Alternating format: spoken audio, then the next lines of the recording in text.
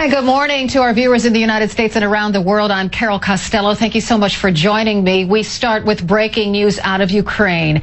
In what marks a major escalation in the ongoing crisis, CNN has now learned that Ukraine's military did fire ballistic missiles at rebels. CNN Pentagon correspondent Barbara Starr is live in Washington.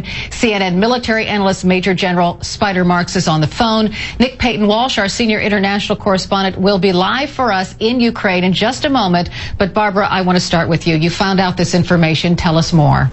Good morning, Carol. 3 U.S. officials confirmed to me a short time ago that U.S. intelligence over the last 48 hours has monitored the firing of several short-range ballistic missiles from territory controlled by Ukraine government forces into areas controlled by the pro-Russian separatists. Now, this would be a significant escalation. Short-range ballistic missiles. These are missiles that go perhaps 50 miles, but have warheads of up to 1,000 pounds. We are talking maximum lethality. We are talking a weapon that can kill dozens of people at a time, potentially when it hits. We do not have the exact launch point. We don't have the exact impact point. In fact, the U.S. is holding this information right now fairly tightly, officials say, because they're in an awkward position.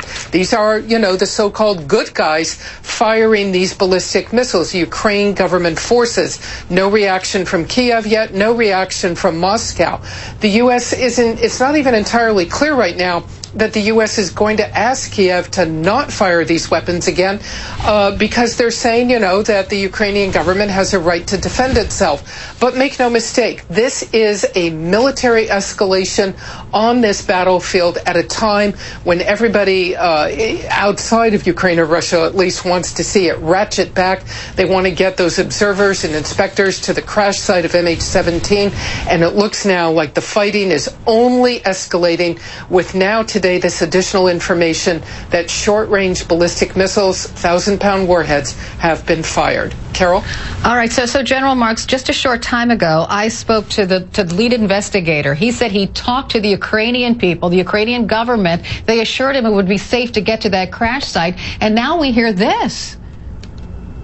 Yeah, quite amazing. But I think, frankly, Carol, we shouldn't be too surprised. Certainly the Ukrainian forces, as Barbara rightly pointed out, have a right to defend themselves. The use of these long-range surface-to-surface missiles primarily are used for offensive capabilities. You want to prepare a piece of ground. You want to reduce an enemy's capabilities before you go do something about them.